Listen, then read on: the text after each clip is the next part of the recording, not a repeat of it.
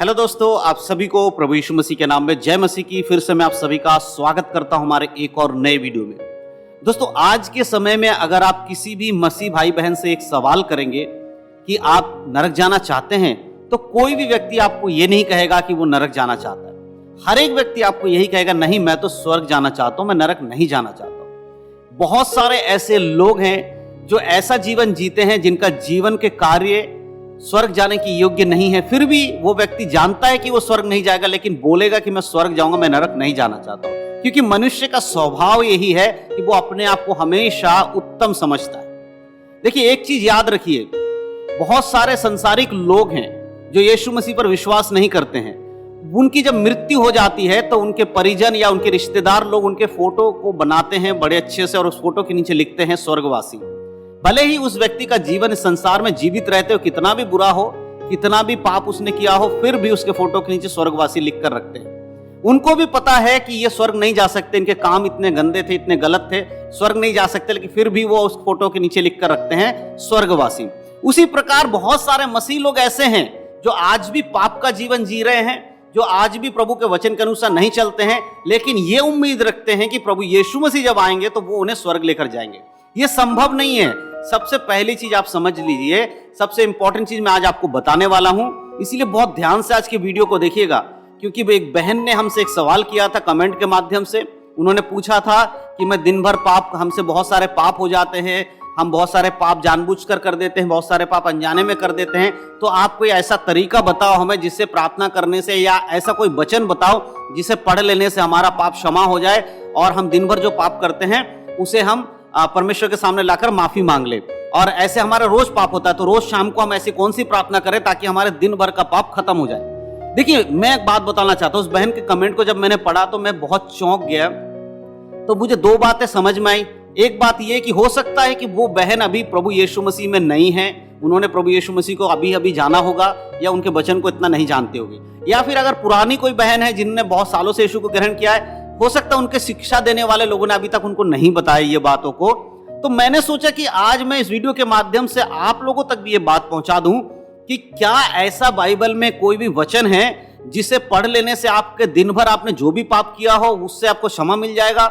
क्योंकि हर एक मनुष्य रोज पाप करता है, ऐसा बहुत लोगों का कहना है।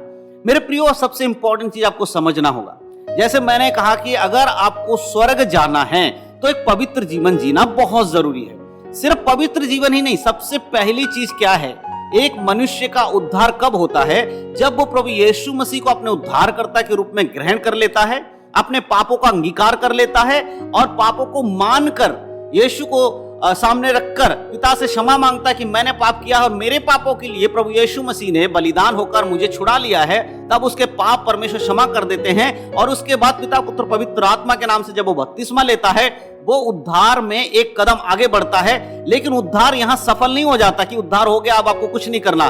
उद्धार में बने रहने के लिए एक पवित्र जीवन जीना आपके लिए बहुत जरूरी है।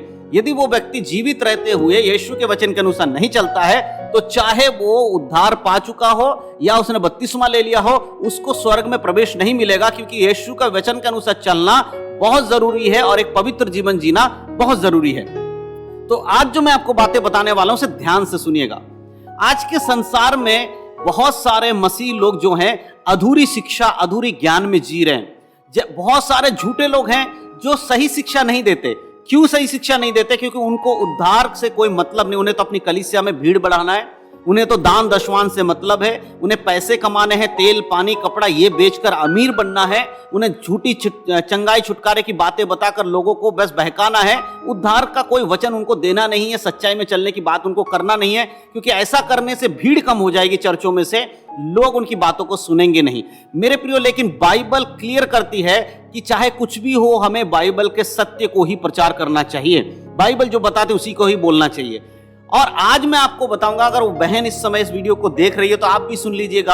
आपने जो कमेंट किया उसके अनुसार, यदि आपने उद्धार पा लिया है तो आपको एक पवित्र जीवन जीना बहुत जरूरी है। बहुत सारे चर्चों में, बहुत सारे मिनिस्ट्री में ये शिक्षा दी जाती है। आजकल बहुत ज्यादा ये शिक्षा फैल रही है कि आप मनुष्य हैं और मनुष्य हमेशा गलतियां करता है, मनुष्य पाप करता रहता है, इसीलिए हमें डरना नहीं है। हम दिन भर जब भी पाप करते हैं तो शाम को प्रार्थना करना है, प्रभु के सामने अपने पापों को रख देना है, क्षमा मांग लेना है, इस तरह से जीवन जीना है तो प्रभु हमें क्षमा कर देगा। प्रभु को पता है कि हम मट्टी हैं, हम मट्टी के बर्तन हैं, परमेश्वर हमें क्षमा कर देता है, बशर्ते हमें यीशु मसीह के नाम से क्षमा मांग लेना है। इस तरह की शिक्षा आज बहुत फैल रहा है। बहुत सारे ऐसे यूट्यूब चैनल है जो ये शिक्षा देते हैं, ये प्रार्थना सिखाते हैं कि आओ भाई बहनों, हम दिन भर में अपने जितने पाप किया परमेश्वर के सामने रखते हैं, क्योंकि हम पापी मनुष्य हैं, हमसे पाप होते रहते हैं, परमेश्वर हमें क्षमा करेगा और रोज हमें ऐसा करके अपने दिन भर के पापों के लिए क्षमा मांगना है। मूर्ख हैं वो लोग जो ऐसी शिक्षा देते हैं।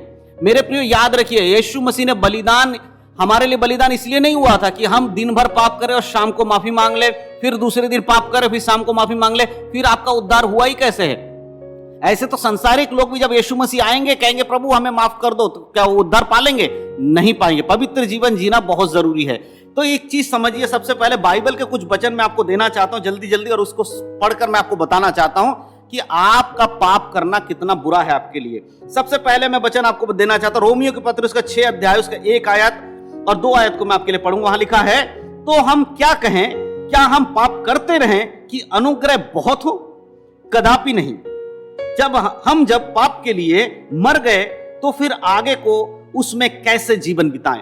यहां पर साफ रीति से परमेश्वर का वचन कहता है, क्या हम पाप करते रहें? परमेश्वर का वचन कहता है बिल्कुल नहीं। अगर हम पाप के लिए मर गए हैं तो फिर हम उसमें जीवन कैसे बिता सकते हैं? तो सबसे पहली चीज एक विश्वासी को यह समझ लेना चाहिए कि वो पाप नहीं कर सकता। जब उसने बपतिस्मा लेकर यीशु को अपना उद्धारकर्ता मान लिया है, अब वो पाप कर ही नहीं सकता। आप ये कह नहीं सकते कि दिन भर हमसे गलती होती रहती है, हम अनजाने में पाप कर लेते हैं। देखिए बहुत सारी बातें होती हैं, लेकिन उनमें से मैं कुछ बातें आपको बता रहा हूं। एक तो चीज है, अनजाने में कई बार गलतियां हो जाती हैं। अनजाने में की हुई गलती के लिए आप क्षमा मांगते, प्रभु क्षमा कर देता, लेकिन प्रभु कहता दोबारा ऐसा नहीं करना है। तो एक बार आपने अनजाने में गलती कर दी होगी, रोज थोड़ी आप अनजाने में गलती कर, उसी बात को अगर आप दोहराते तो वो अनजाने में तो नहीं किया, पहले आपने किया था, परमेश्वर क्षमा कर दिया। दोबारा अगर आपसे हो रहा है तो फिर क्या वो अनजाने में? बिल्कुल नहीं है। वो अधिकतर पाप लोग जानबूझकर करते हैं। सबको पता है कि जो कर रहे हैं वो पाप है, फिर भी वो उसको करता है और शाम को रो रो कर प्रार्थना करता है। तो क्या आपके पाप क्षमा हो जाएंगे?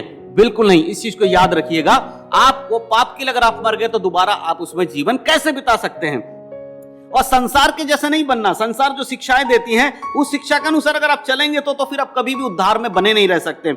और एक वचन मैं आपको दूंगा, रोमियो 12 अध्याय के अगर आप 2 आयत को पढ़ेंगे, वहां देखिए क्या लिखा, साफ रीति से लिखा है, इस संसार के सदृश ना बनो, परंतु तुम्हारे मन के नए हो जाने से तुम्हारा चाल चलन भी बदलता जाए, जिससे तुम परमेश्वर की भली और भावती और सिद्ध इच्छा अनुभव से मालूम करते रहो। संसार के सदृश नहीं बनना है। संसार में जो लोग ये कह रहे हैं पाप करते रहो क्षमा मांगते रहो, पाप करते रहो क्षमा मांगते रहो, उनके जैसा नहीं बनना है, परंतु तुम्हारे मन के नए हो जाने से तुम्हारा चाल चलन अब बदलते चला जाना चाहिए। अगर आपका मन नया हो गया, अगर आपने उद्धार पा लिया है तो आपका चाल चलन बदल जाना चाहिए। अब आप पापी जीवन नहीं जी सकते हैं। आप ये नहीं कह सकते कि हम अनजाने में पाप कर देते हैं, हम दिन भर पाप कर लेते हैं, शाम को कौन सा वचन पढ़ें, कैसे प्रार्थना करें कि हमारा पाप क्षमा हो जाए। बिल्कुल आपके पाप क्षमा नहीं होंगे, क्योंकि आप जानबूझकर कर रहे हैं। आपको नहीं पता कि पाप नहीं करना चाहिए, तो आप दिन में पाप करने से पहले आपके पवित्र आत्मा भी आपके अंदर से चेतावनी देती होगी कि इस पाप को मत करिए, पाप है। तो फिर भी अगर आप उसको कर रहे हैं तो उसके लिए कोई क्षमा थोड़ी है आपके लिए। याद रखिए, ऐसा करने वाला व्यक्ति कभी भी परमेश्वर के राज्य प्रवेश नहीं करेगा। और रोमियो की पत्री उसका 6 अध्याय के अगर आप 6 आयत को पढ़ेंगे, देखिए वहां पर भी इस बात को जिक्र किया गया। वहां लिखा है, हम जानते हैं कि हमारा पुराना मनुष्यत्व जिसके साथ क्रूस पर चढ़ाए गए, ताकि पाप का शरीर व्यर्थ हो जाए और हम आगे को पाप के दासत्व में ना रहें। अगर आपको पता है कि आपका शरीर जो परमेश्वर के द्वारा, वचन के द्वारा क्रूस की मृत्यु यानी यीशु मसीह की मृत्यु के समानता में मृत्यु में गाड़े जाने, यानी बपतिस्मा लेना यीशु की मृत्यु की समानता में गाड़े जाने के बराबर समझा जाता है, उसके द्वारा अगर हम मर गए हैं तो हम दोबारा पाप के दास कैसे बन सकते हैं? कैसे आप पाप का जीवन जी सकते हैं? आप पाप का जीवन जी ही नहीं सकते। तो इसीलिए आपका ये पूछना कि कोई ऐसा वचन है या कोई ऐसी प्रार्थना जिससे कि हम दिन भर प्रार्थना करके शाम को पाप करते हैं, दिन भर पाप करके शाम को प्रार्थना करते हैं हमारे पाप क्षमा हो जाए, तो ऐसा है? बिल्कुल भी ऐसा नहीं। आप ऐसा नहीं कर सकते हैं। पाप से आपको परे रहना होगा। अगर आपको स्वर्ग जाना है तो एक पवित्र जीवन जीना आपके लिए बहुत जरूरी है। बहुत सारे यूट्यूब पर आकर बहुत सारे ज्ञान बांटने वाले लोग भरे पड़े हैं, जिन्होंने यूट्यूब चैनल सिर्फ इसलिए खोला है ताकि वो पैसे कमा सके, है ना। उनके वो कुछ भी चटपटा चीज आकर डाल देते। आज के दुनिया में यूट्यूब पे देखिए जरा, मसीह लोग क्या डाल रहे होते हैं, कहाँ मीटिंग हो रहा है, कहाँ मीटिंग कैंसिल हो रहा है, कहाँ क्या हो रहा है, फलाना ढिमकाना, ये सब डाल डाल के बिल्कुल लोगों को भरमा रहे हैं। लेकिन हम सबको इन चीजों में नहीं जाना है।